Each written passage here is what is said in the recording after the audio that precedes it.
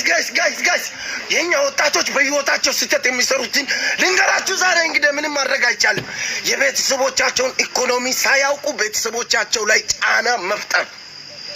ለምሳሌ የአባቴው ኢኮኖሚ 100,000 ብር የማይሞላ ሆኖ አባቴና እናቴ ለኔ ሞተር ካልገዛችሁ አንገቴ ላይ ገመድ አንቄ እሞታለሁ እያላችሁ ቤተሰቦቻችሁን የኩላሊት በሽተኛ የስኳር በሽተኛ እንደውም የደም ግፊት በሽተኛ አድርጋችሁ ያለ እድሜያቸው ልትገሉ የተዘጋጃችሁ ወጣቶች ምናችሁ ነው የሚያማችሁ? ቆይ እንዴ እንተሳሰብ እንጂ እኮ ጭንቅላታችን የተሰራው እኮ እንድናስብበት እኮ ነው።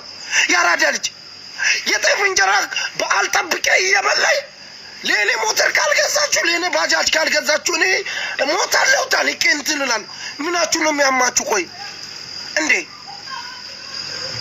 ላንተ ለልጅ ነገ አወርሳለሁ ያለው መረጥ ቆርጦ ሽጦ አንጀቱ እያረረ ገዝቶ ቢሰጣ እስቲ ከሰፈራችሁ እንደዚህ ቤተሰብ አስጨንቆ ማሳ አሽጦ ቤተሰብ እስካሁን እያለቀሰበት ስኬታማ የሆነ ወጣት አንድ በኮሜንት ጥቀስልኝ እስቲ።